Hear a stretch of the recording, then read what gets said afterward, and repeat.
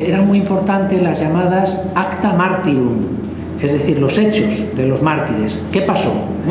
Eran los relatos de la muerte de Santa Lucía, de San Cipriano, las acta martyrum, que a veces eran usadas incluso litúrgicamente, se leían en la comunidad para animar a los cristianos en tiempos de persecución. Bueno, pues ¿cuáles son las acta martyrum del padre Tito, las acta martyri? ¿Qué hizo el padre Tito? ¿Cómo murió? ¿Por qué murió?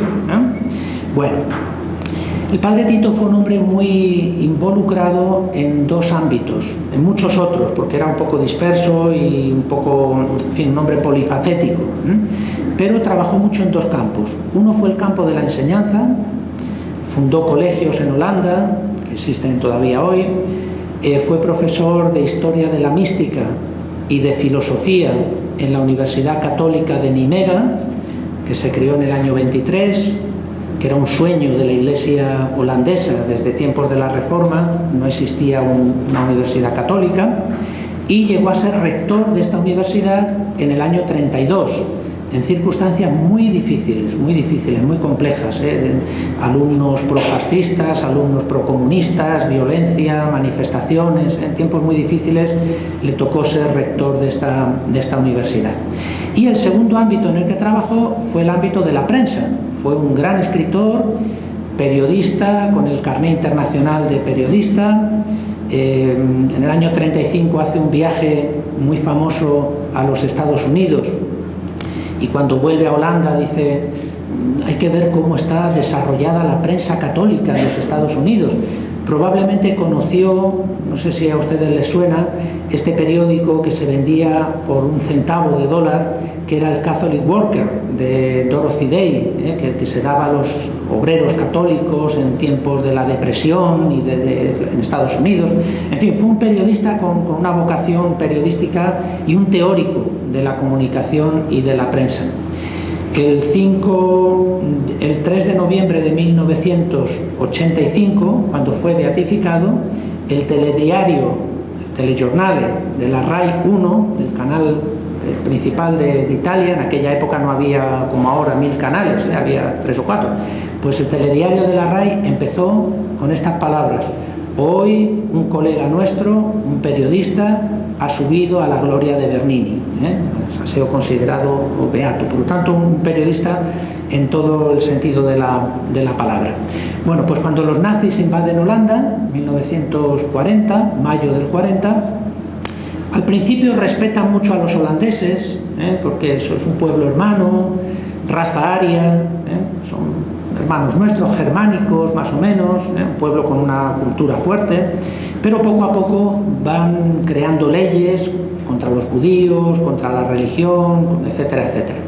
Y lógicamente entra en conflicto con los dos ámbitos donde trabajaba el padre Tito.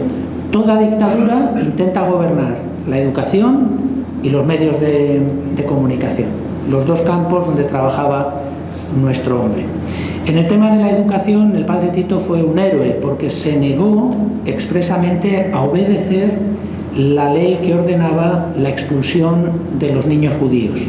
Él tiene una carta muy famosa donde dice: los colegios católicos tienen dos tipos de alumnos, los que vienen por motivos religiosos y los que vienen porque aquí van a encontrar, piensan, una educación mejor.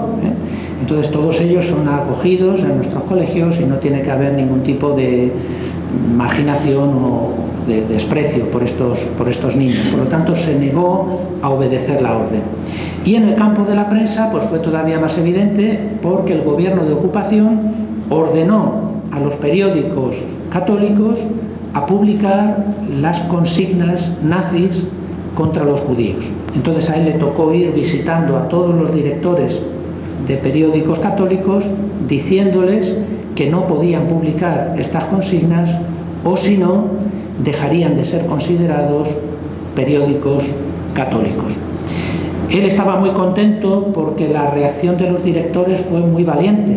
Piensen ustedes que muchos directores eran laicos, tenían una familia que alimentar.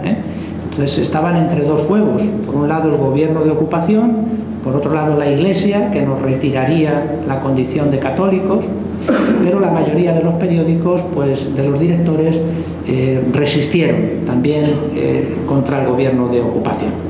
En enero de 1942 es detenido, es arrestado, le llevaron a la cárcel de Scheveningen, de allí al campo de Amersfoort, de allí de nuevo a Scheveningen, de allí a Kleve, ya en la frontera alemana, y de allí a Dachau, donde murió el 26 de julio del 42 a causa de una inyección de ácido fénico que le puso una enfermera que, como saben, acabaría declarando en el proceso de beatificación, una joven enfermera holandesa, nacionalsocialista, que acabó declarando en el proceso de beatificación. Bueno, pues esta es un poquito esto es lo que pasó, por qué murió el padre Tito. Y ya para terminar, ¿no? Ah, tenemos tiempo, sí. Entonces, bueno, estaba aquí recortando por todas partes. Bueno, estos últimos meses de la vida en libertad del padre Tito aparecen muy bien presentados en una película de la RAI. La radio-televisión italiana elaboró una película, un film, que se llama Le due croci, las dos cruces. Y es de Silvio Mastranzi, un director italiano con el cual me uno una buena amistad, a pesar de que ya está un poco mayor el hombre, pero mantenemos una buena amistad.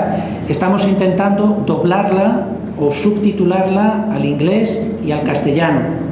Solamente se puede encontrar comercializada en Brasil. Es el único país del mundo donde se vende en las Paulinas, en las ediciones Paulinas, y está subtitulada al portugués brasileño, As duas cruces.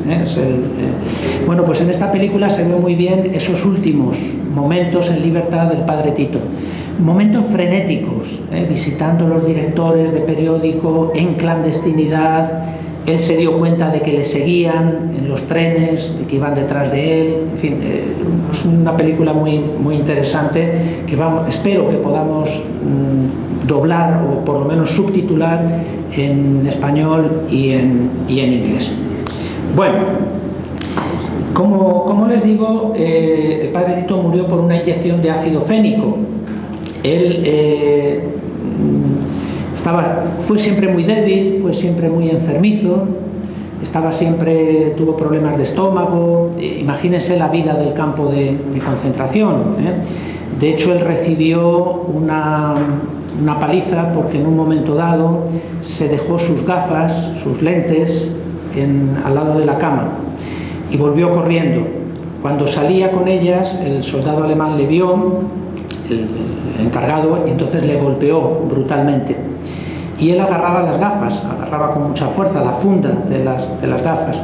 Cuando el soldado alemán se fue y se acercó un hermano carmelita, ahora hablaré de esto, pues resulta que en la funda de las gafas llevaba una partícula de la comunión que se repartían los sacerdotes del campo.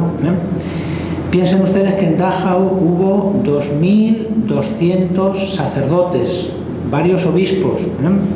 Por un acuerdo secreto entre el Vaticano y el Tercer Reich, hay gente que dice, hombre, y el Vaticano tenía acuerdos con esta gente, qué vergüenza, tal. Bueno, pues esto era normal, en todas las guerras hay acuerdos.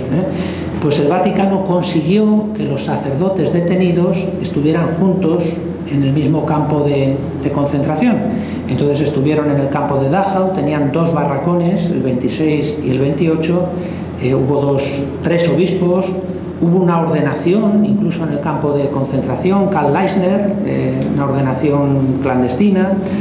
El padre Tito, con sentido del humor que él tenía, era un hombre muy optimista, muy esperanzado siempre. Cuando llegó allí y vio que había 10 carmelitas en el campo de concentración, 8 polacos y un hermano holandés, y él dijo, bueno, si esto no es una cárcel, esto es un convento, ¿verdad? Había allí frailes por todas partes, ¿no?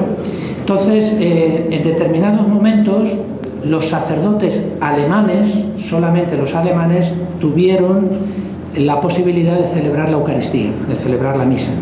Entonces, ¿qué hacía? Luego se lo quitaron, a veces dependía un poco de cómo iba la guerra, de cómo iba la política, Por ejemplo, en ciertos momentos tuvieron el privilegio de poder tomar un cuartillo de vino al día. Era un hombre, pues tenían un privilegio sobre los otros presos. Bueno, pues este privilegio se convirtió en una tortura porque los capos, que es con K, que es como les llamaban en el campo de concentración, les obligaban a beberlo por la mañana temprano. Entonces el vino les rebosaba por todas partes y bébete el vino, bébete ese vino, tal. Se convirtió en una nueva tortura. Bueno, pues estos sacerdotes alemanes guardaban partículas consagradas y las pasaban en secreto a los otros sacerdotes. Entonces el padre Tito guardó una en la funda de sus gafas y por eso cuando él sale y se da cuenta que se ha dejado las gafas, vuelve corriendo, le golpean, queda en el suelo sangrando, se acerca un hermano holandés, un carmelita holandés, que es el que le acompañó, Rafael Teijuis, y le dice, ¿pero qué le ha pasado? Y entonces él le dice, sé bien quién me acompaña, sé bien quién me acompaña. Y entonces agarró las gafas. Él lo que no quería era perder la funda, de ninguna manera, porque ahí estaba la partícula del cuerpo de Cristo. Bueno, y vamos a terminar, ahora sí. ¿De qué fue testigo el padre Tito? Saben ustedes que martirio en griego significa testimonio, el mártir es el testigo, Pues ¿de qué fue testigo el padre Tito? Y luego ya en los grupos podemos reflexionar un poquito sobre cómo este testimonio nos puede afectar a nosotros hoy, carmelitas, religiosos, religiosas, laicos, latinoamericanos del siglo XXI, en un contexto muy distinto. Bueno, pues este testimonio cómo nos puede afectar a nosotros. Bueno, pues yo creo que en primer lugar el padre Tito fue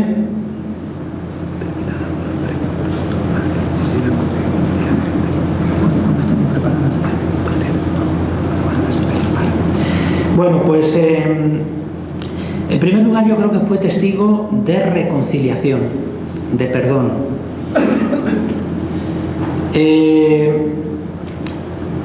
Como he dicho antes, él trabajó en ámbitos muy complicados, muy complejos, muy difíciles. Imaginen la Europa de los años 30, era una Europa convulsa.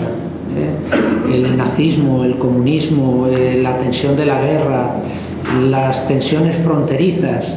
Yo suelo decir que el deporte nacional en Europa es correr las fronteras, entonces nos pasamos la vida moviendo fronteras. Edith Stein nació en Breslau y ustedes todos piensan que es Alemania, ¿verdad? Pues es alemana y patriota alemana, ¿verdad? Como veíamos ayer. Pues si van ustedes al mapa, dicen, ¿dónde está Breslau? Ay, pues ya no existe. ¿Dónde está esta ciudad? Pues ya no existe. Ahora es Wrocław y pertenece a Polonia, porque la frontera se movió. Esto pasa entre Alemania y Francia, esto pasa, nos pasamos la vida moviendo fronteras. Bueno, pues era una Europa tensa, una Europa convulsa, una Europa con una crisis económica galopante, una inflación tremenda, una desocupación, el paro, la desocupación, la falta de trabajo, y este es el caldo de cultivo de los fanatismos, de los radicalismos, de los nacionalismos, etcétera, etcétera. Entonces era una situación muy compleja. Pues en esa situación él fue rector de la universidad y él fue asistente eclesiástico de los obispos holandeses para la prensa, para los periódicos. Bueno, pues tuvo que lidiar con situaciones muy complejas, muy difíciles, sindicales, etcétera, etcétera, y en todos estos trabajos pues siempre él destacó por su espíritu de reconciliación, hasta tal punto que le pusieron este sobrenombre, este mote, decimos en español, ¿verdad? El mote del reconciliador, que a mí me parece muy bonito, ¿verdad? El reconciliador, era un hombre capaz de reconciliar posturas pues, aparentemente contrarias, tensiones que aparentemente son